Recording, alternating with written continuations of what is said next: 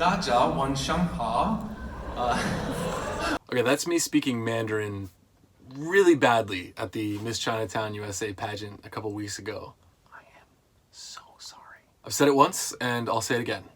My life is extremely unpredictable and exists most vividly at the cross-section of chance and opportunity. This particular story is about one of the most insane weeks I've had in a very, very, very long time. It's a story as old as time. The story of a chance encounter in a parking lot after performing at the historic 16-acre estate of a 20th century gold tycoon back in December, and how it led to me performing at the San Francisco Palace of Fine Arts on a large stage at one of the biggest celebrations of the Lunar New Year. Well, when I say it like that, it does sound pretty cool. So back in December, I performed at this amazing estate called Filoli, a place I call home when I'm not living in a van. Oh God, Jesus Christ, I'm so broke. They hired me to play every Friday and Saturday in December, doing kind of Christmas music, some jazz and some original stuff in their grand ballroom. I also constantly made jokes about how I died in that ballroom and that I was actually a ghost, and I was just sort of haunting / performing.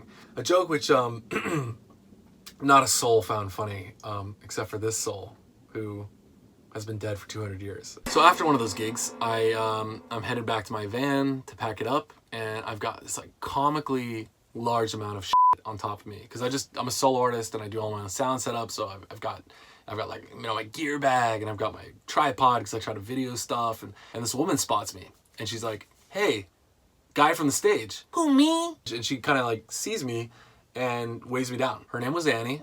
We laughed, we cried, we hugged.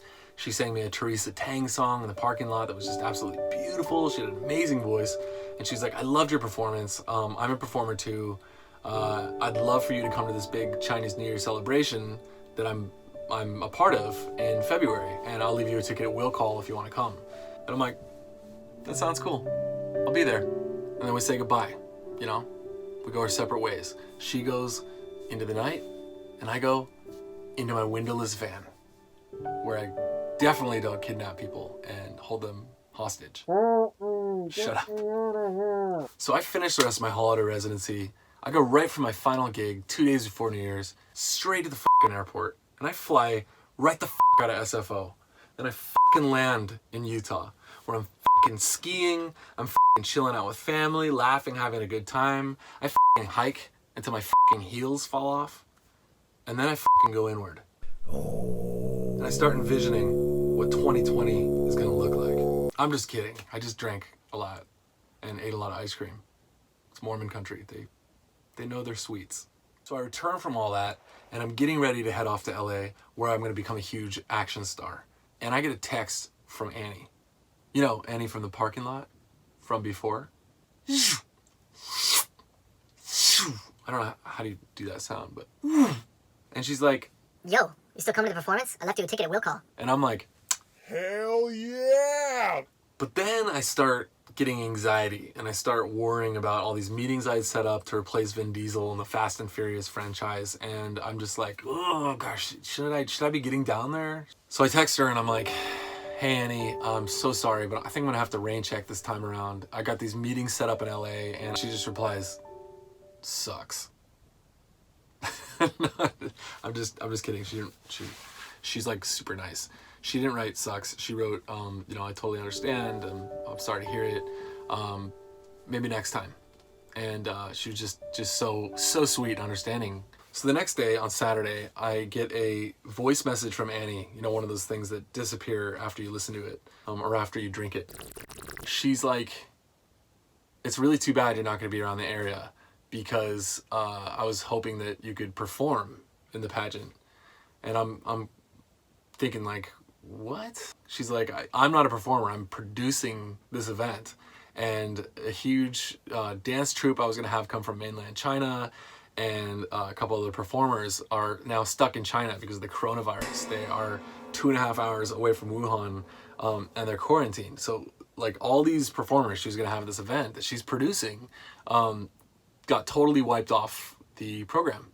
So I'm listening to her, and she's like the sweetest person ever. And I'm listening to how she's like ended up Creek without a paddle, basically, and how she, liked my performance enough just after seeing me once to ask me to do this thing. For those of you who are just coming in, I am a ghost. And I'm like, let me talk to these people I have meetings with. Let me just see if they're like flexible. Maybe I can change when I leave for LA by like a week. Maybe that's not the end of the world. So I said, give me a day to figure it out. And a day later, I talked to those people. I moved things around, and that's how I got signed up to perform.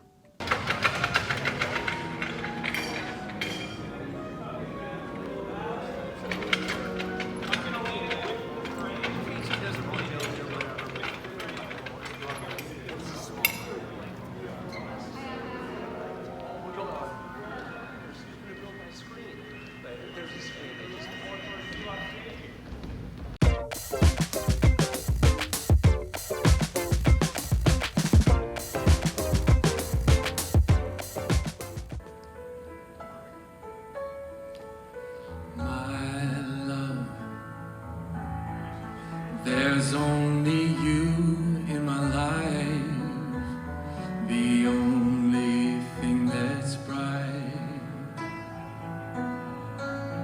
My first love,